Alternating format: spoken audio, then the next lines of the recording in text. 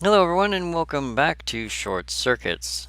So depending on how I edit this video and how I put it all together, you may be hearing this information multiple times, but I recorded an entire section of this video where I where I recorded removal of the parts I'm going to place in the XPC from the original Pentium 4 that they were in. And I showed the case and how big it was and so on and so forth. And I did extract the ATI Radeon card here and then the 3DFX Voodoo 2, both of which I'm hoping will fit in here. This one is a little long, but this does say it should hold full-length cards, so I'm hoping it'll fit. I went through a whole tirade and story about all the different parts and pieces, where I got the cards, so on and so forth, only to find out that I was muted. And so there's 17 minutes of video and what I like to think of as cool stories omitted from this video simply because the way I tell stories is very fluid and it's not something I can just VO later. I can't just do a voiceover of things I had already said because I just talk, and when I talk things just come out. And repeating those things exactly to a video or to explain to you what I'm saying in that video is both disingenuous and really not fun. And so because of that, I don't know how I'm going to deal with that footage. It may come as a it's probably just going to come as a fast-forwarded montage with some music on it.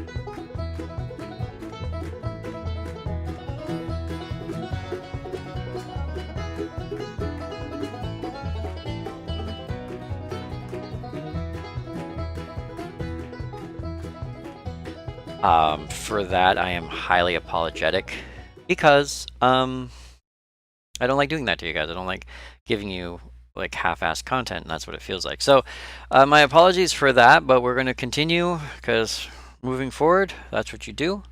And it looks to me as if the AGP slot is here, and then the Voodoo card goes on the inside. Now I'm 99.9% certain this is AGP, and I was actually explaining it in the muted part of my video that when I originally stated this was a PCI Express card, I kind of panicked myself because I realized that I don't want a PCI Express card. I want this video card specifically for a very specific game that only runs on this video card. And when I said it and I realized what I'd said, I kind of just went, oh god, oh god, oh god. And then I read the specs and it says it's AGP. And I'm like, yeah, it's AGP, thank god. Except now I'm like, is this AGP though? It's been such a long time, and graphics cards were not really my thing, only because I'd always be like a year or two behind, or 3 or 4 years behind. Oh, little trapdoor, how cute. And so because of that, it was very difficult to know like what all the different sizes and shapes and everything were, but we're going to give it a shot. And I know this is not a great camera angle now that I'm looking at it, because you guys are looking down here and you're like, all I see is a couple of hands and some stuff. Actually, this is very hard to record at all, but we're going in here. So you have the PCI card, regular PCI card here. That's going to be the Voodoo, and then you have the AGP card here, and that's going to be the ATI Radeon. And I want to put the Radeon in first. I'm not going to keep it in there because once you put it in, you can't get the other card in to save your life. But I'm going to put the ATI in here. Okay, yeah, that's a perfect fit. So this is the right slot. So that is an AGP slot. This is an AGP card. I am AGP happy. Now, the difficult part is going to be getting this Voodoo 2 in there. Now, this is a Voodoo 2, not a Voodoo 3.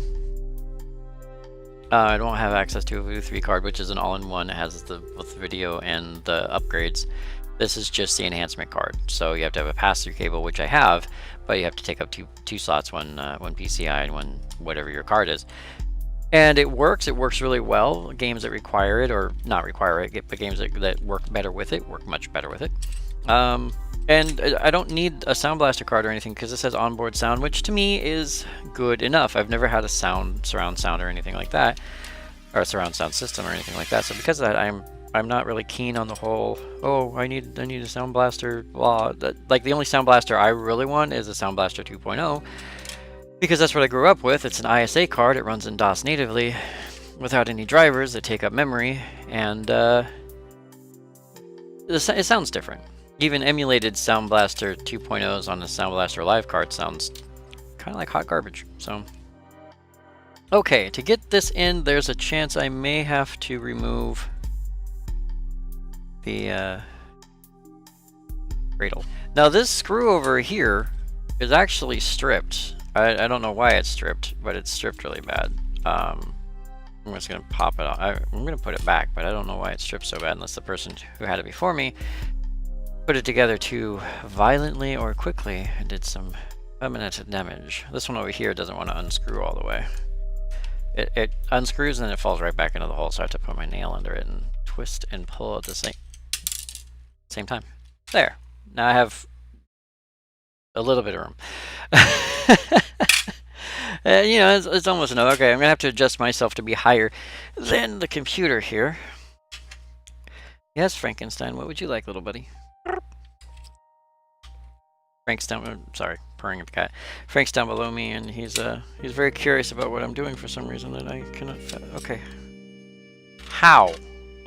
Not to be a jerk or anything, but for the love of Mike, how? Okay, now I know what I'm stuck on. That needs to go that way, and then if I push down, there we go. Okay. Bent. Oh, no. Well, that answers that question. Okay. I'm not gonna move the camera, but I can't get the card in this this memory bank here. The holder is just there's not even a finger room there. So that answers that memory question because I can't push the card down because it's just very much slightly too. You guys probably haven't seen any of what I've been doing in here.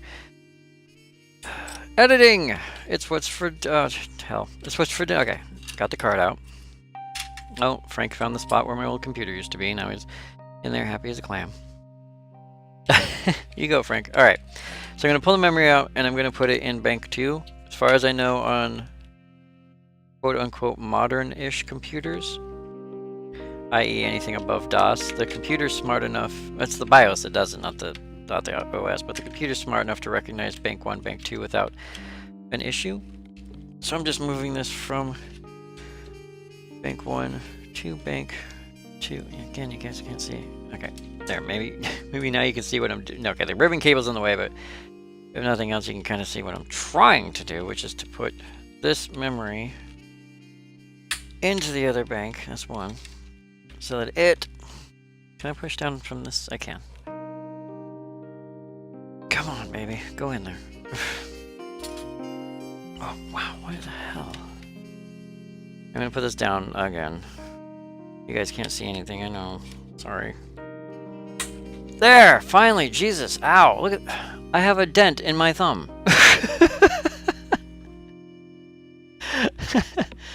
Now I know why they call it RAM. That's how you get it in there.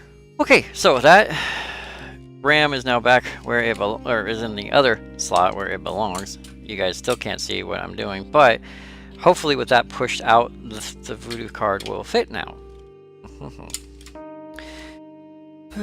And people are like, why do you want a Voodoo 3, KB? Oh, I don't know. I don't know why I want a Voodoo 3. Why do you think I want a Voodoo 3? Is it because it takes up one less slot? Is it because it's a little easier to deal with? Is it because it can actually have a gig of RAM in here? I don't know. Okay, so that is there, like that. This comes forward like this. Sorry, that is the... No, stop trying to eat my fingers. That is the last pin set of the 2 sets of pins on an APCI card. This is literally the base plate down here that you can kind of see my finger pointing at. You know, it might actually be easier to install this sideways. I'm gonna try it. I don't know if graphically it'll help, but it will make me feel better. That's nice and jammed in there. Okay, so pull that out sideways. Maybe it is. I'm used to installing things, you know, down in computers, not sideways. So maybe with a new type of PC, I have to have a new type of thinking, which is that gravity will help me get the card into the computer, and then and then it's my job to get the card into the slot.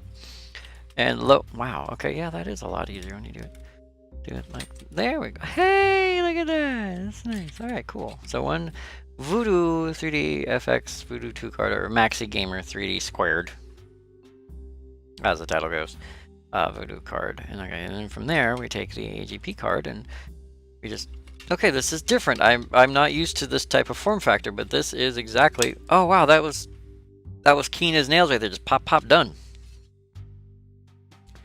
Okay, I could get RAM in there. I could. But it would be a tight fit. Oh god.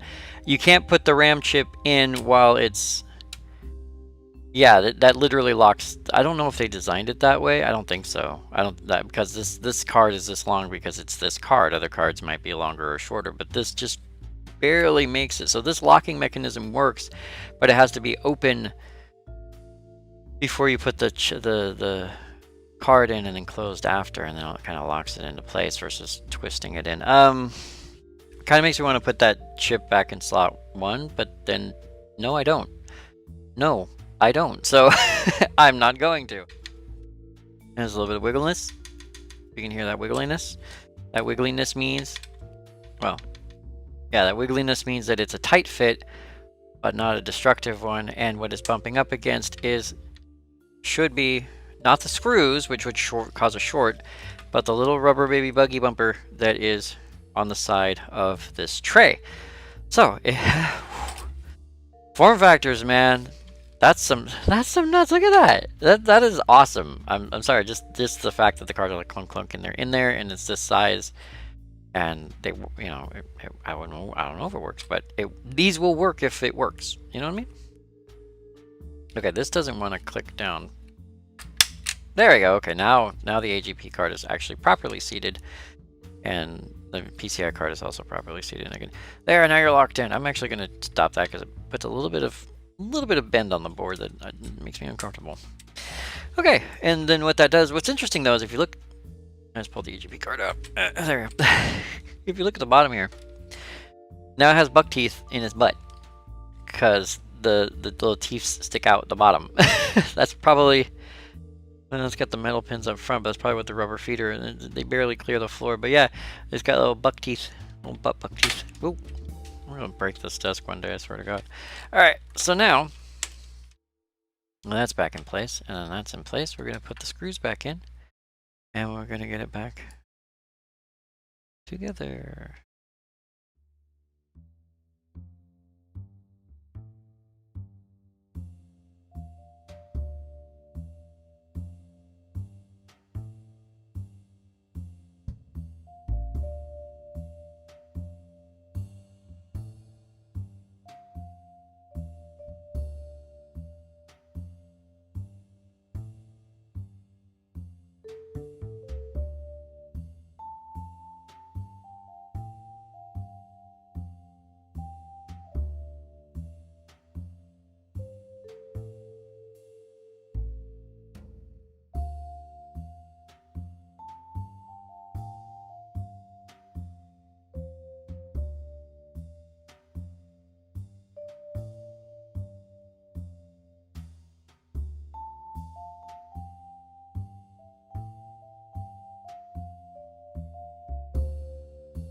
Graphics capabilities, right there, in the back.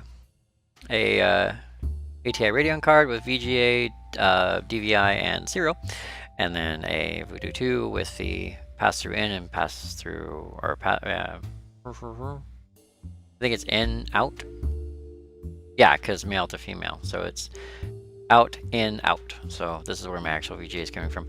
Now, as I was saying, Mr. Lurch had mentioned, and I'm going to link to his video again, that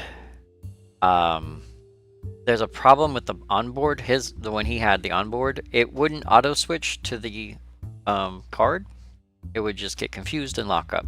So I have to make sure that I tell it to go from here to here, probably through the BIOS.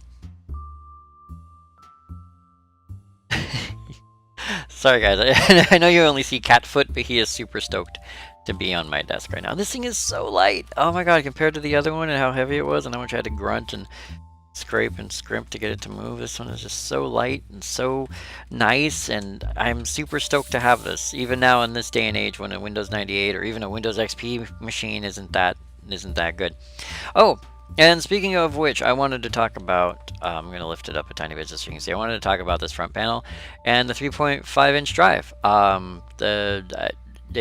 It works, and because it works and it has the card reader in it already, I am not going to replace it.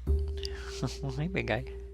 I'm not going to replace it with anything because I can just use the network. I think I've probably mentioned this like 3 times now, and because of editing and everything else, I'm unsure if I actually mentioned it or just thought about it.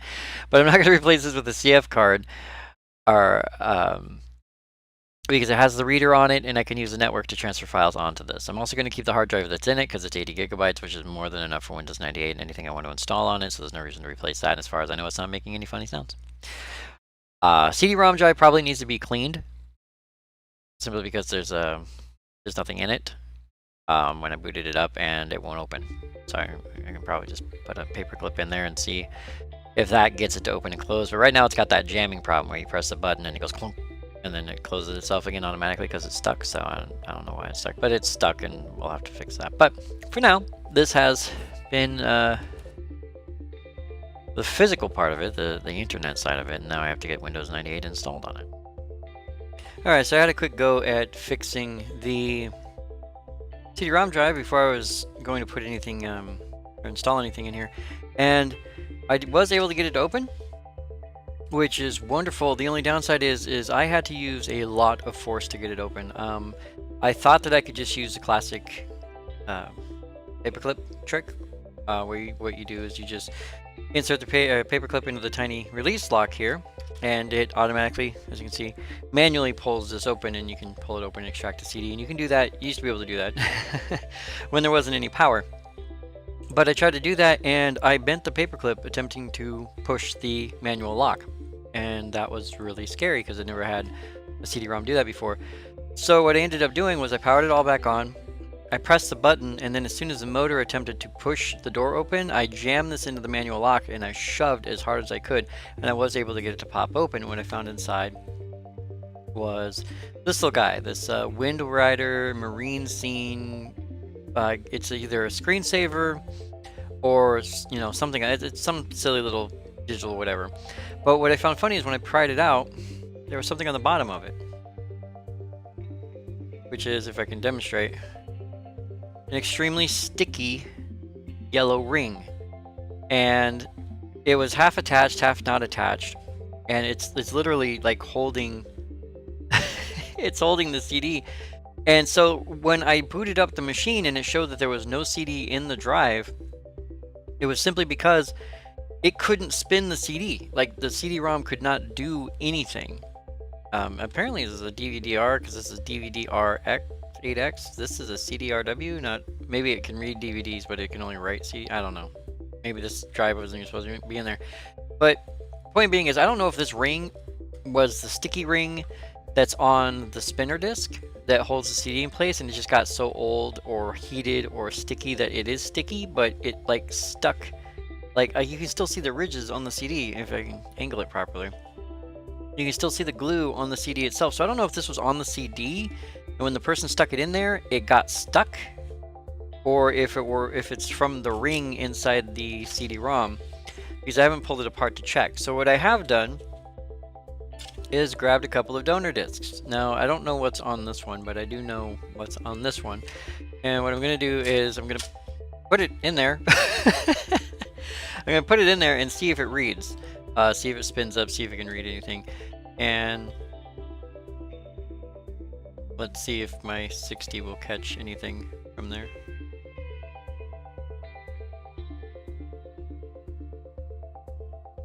Okay, I think I broke my capture card, so my HD60 Pro is not picking anything up. So I can see here, but you won't be able to. So I just heard it spin up.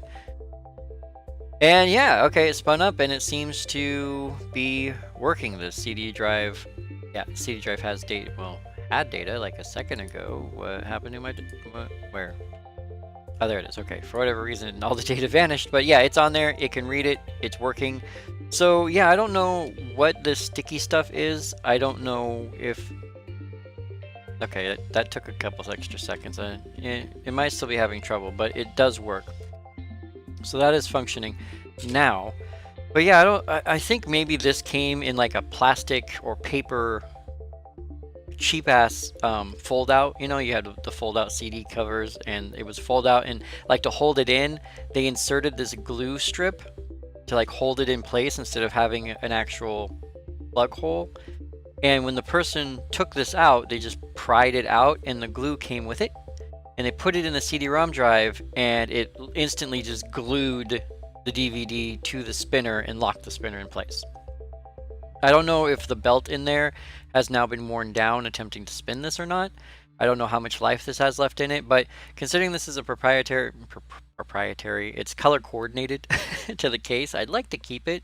So I am going to use it until it doesn't work anymore, and then I will eventually attempt to repair it if that's a necessity. But for now, it seems to be working, even if it is a little bit sluggish.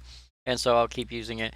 But yeah, that's probably what happened. Is this was a cheap way to get this DVD onto or into a holder, and when they took it out and put it in the DVD drive, it just glued itself in there and locked it all down.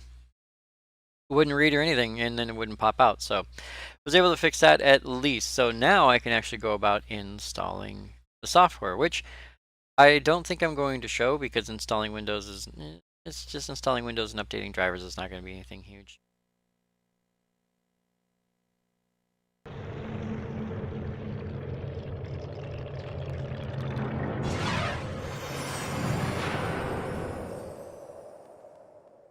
Some say that Diablo, the Lord of Terror, walks the world again. I don't know if I believe that, but a dark wanderer did travel this route a few weeks ago. He was headed east to the mountain pass guarded by the rogue monastery.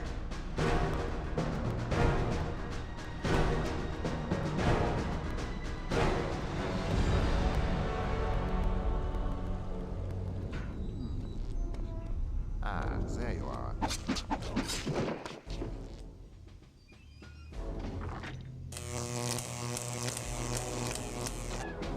Someone's there?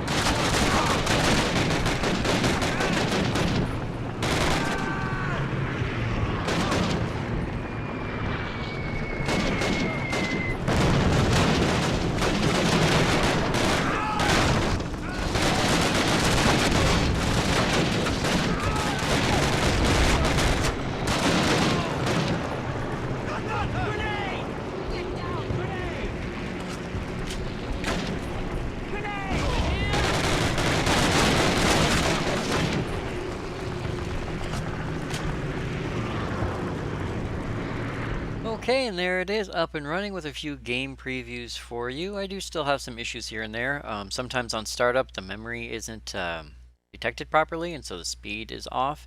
It may be a bad RAM chip. It may be a bad CMOS battery, although it occurs whether or not the PC's been plugged in for an extended period of time or not. So that's something I'm going to have to look into. I'm also having some difficulty finding the correct drivers for my Voodoo card. It is a Maxi Gamer 3D2 Voodoo card, PCI edition. Downside is depending on the driver, depends on whether or not it works. The current driver is capturable by my capture card, which is where the video comes from. However, the older, more stable driver has a timing issue or something similar, where my capture card can't see it properly, and there's lots of little glitches and blips in the video. So I'll have to go for a little bit of lack of stability or lack of compatibility with games like Diablo 2 for more stability. But other than that, just some little tweaks here and there, and those are things that'll just have to pop out of the woodwork as I use the computer. Things that I'll have to fix along the way, just like any machine that's updated. But for now, I'm going to call this little guy finished, fixed up, and ready to go. So once again, I would like to thank you all very much for joining me, 4KB Short, on this episode of Short Circuits. And I will see you guys next video.